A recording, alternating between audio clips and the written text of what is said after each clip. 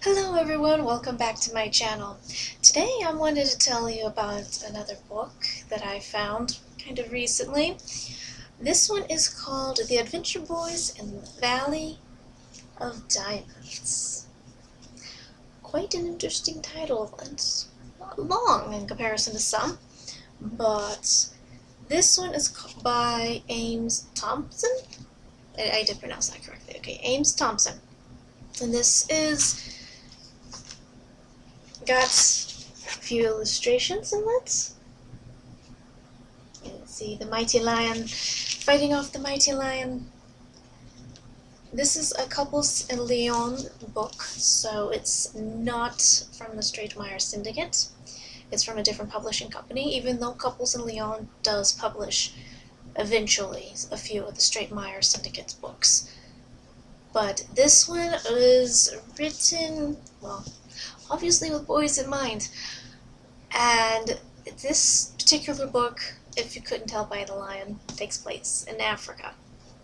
Well, the main characters, which consists of Malcolm Edwards, his son Ralph, they meet some new friends in this book.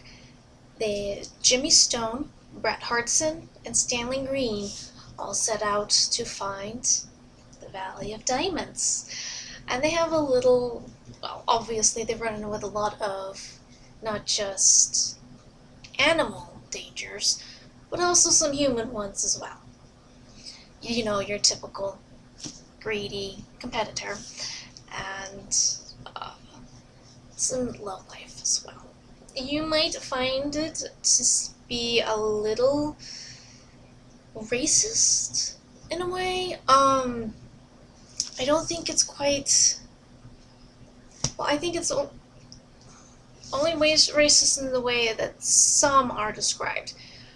But when you actually compare the two different types of characters that are considered evil, they don't quite sound African.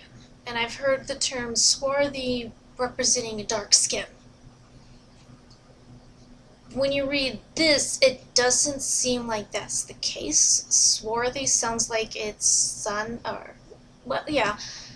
skin that's been really browned by the sun and probably termed more for a sailor or someone who is outdoors a lot, a European who's outdoors a lot. And I'm reading this kind of, well, I mean, like I said, it really put that more into perspective because there are African characters out in here, obviously, and the majority of them are good guys. I think there's like one or two because we also have a subplot about a prince or needing to become the king or chief, if you will, of his people, and there's a couple of conspirators against him. So we have if you've read the oh gosh, what's it called now? I can see it too. That was what it was. If you've read King Solomon's Mines, it's kind of have a little touch of that as well. You know, returning the rightful chief to the throne of his people. So, yeah, when you really do see the comparisons in the way they are described, swarthy does not seem to me like African. Okay, as a lot of people have said that it was. I mean, yes, it is supposed to be like a dark skin, and I'm assuming it was used to describe dark-skinned people in the Nancy Drew books. I'll have to take a look and see, but in reading this book, like I said, it really does not sound like it, because swarthy was used to describe a sailor and none of the Africans. The Africans are described basically as dark-skinned. So, yeah, I think there's a little bit of a difference, and it's not as racist as someone might think the swarthy would be as a description.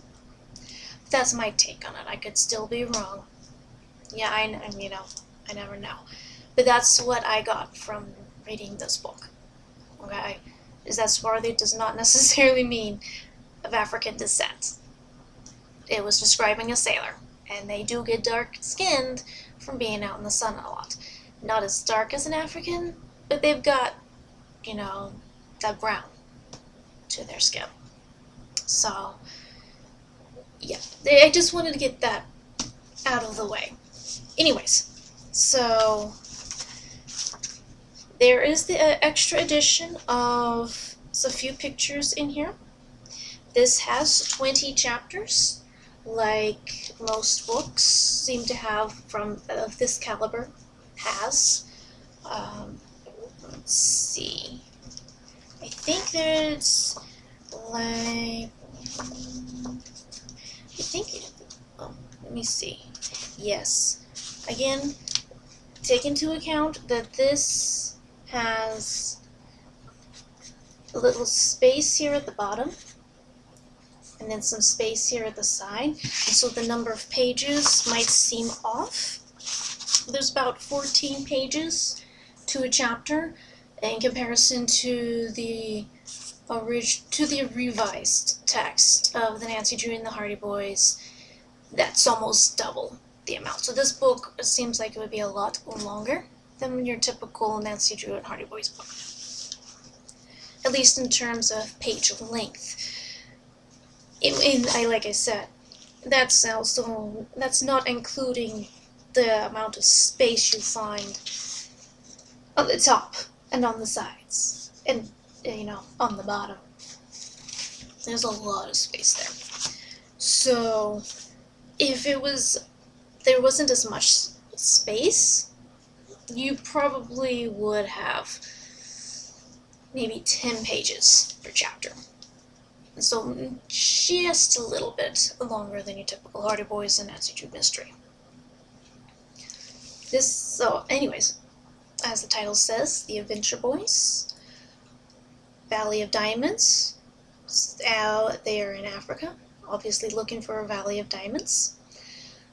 And they've got a few adventures, and I've already mentioned, I know I'm rehashing myself, and this is still kind of new for me, and I think it takes me a while to get my thoughts together.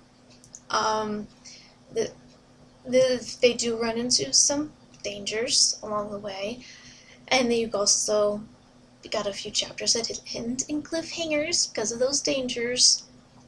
And it kind of keeps the page turning. Sometimes, I want to say maybe a couple of times where the action starts to slow a bit, and I was just like, okay, let's just hurry up and get to the next part. This isn't quite as interesting as it could be. So either it was because it really wasn't as, I don't want to say adventurous, but thrilling, I guess you can say, or spine-tingling of danger for a lot of it, because, after a while you're like, oh yeah, lions and tigers and bears, oh my. Dealing with the mamba, that's a totally different story, that's a first.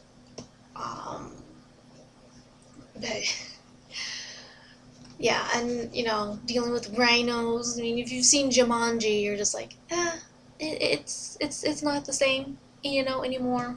But dealing with the mamba, a pretty dangerous snake, that's a kind of a first.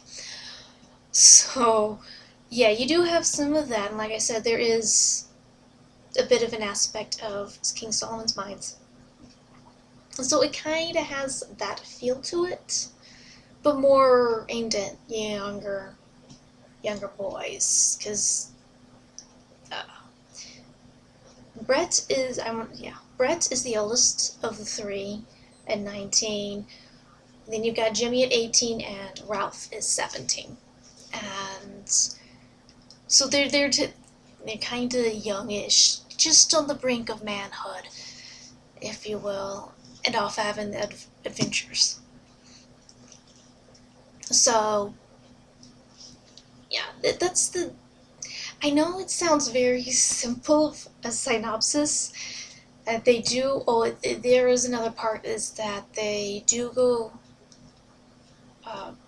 meet a sailor who eventually becomes a friend of theirs and joins them on the hunt because a friend of his is missing. And so that becomes part of it as well. They're looking for his friend. And then they meet up with the guy who gave Mr. Edwards the treasure map to begin with. So there's a few of those, a little extra additions to flesh out the characters, if you will. And this is just the first book. I think I want to say, this is a pretty short series, even by my standards. Well, of course, I'm used to longer series, but this is I want to say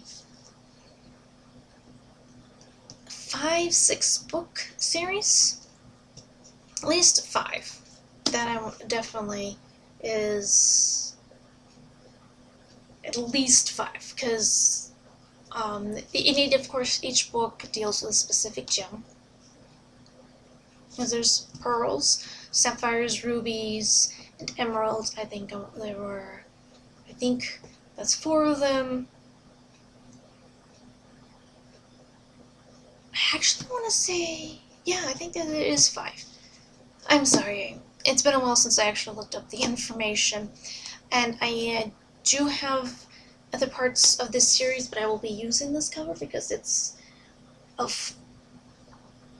big compilation, and so I could still use, here, let me show you, 4 complete novels, 4 of them in here, okay, so that's, I think this was the first, the first 4, so yes, there are 5 in here. I keep wanting to say there's 6, but I'm not completely positive. I do know there's at least 5. Sorry, I'm still getting used to this. But 5 for sure. And, probably say middle grade, almost young adult level. I mean, even though I did have a bit of a problem at a couple of parts, I still enjoyed it. This, like I said, it's sort of a younger version of King Solomon's Mines, and I really liked that book when I was growing up. So, if you're looking for anything in particular, like Indiana Jones, or, King Solomon's Mines type adventure that's aimed at a younger audience, this will be the book for you. If not, and you want to find a different older book that you're more interested in, keep on looking up my channel, and maybe you'll find something that you'll like. In comparison to some of the other books, this has been a little easier to find, at least the first ones. And I like I showed you, it did have a four of the books in one volume. So that was, that was nice. I still have to get the 5th one. I haven't gotten it yet, just finally found it. That one is a little harder to find than the first 4. As based on my experiences, you never know. You could find it a lot easier than me, and if you're willing to spend a little bit more money than what I'm willing to pay at the moment, you might be able to get it much faster. So, yeah. The Adventure Boys and the Valley of Diamonds. If adventure is your thing, swing on by, take a look. It's in a book.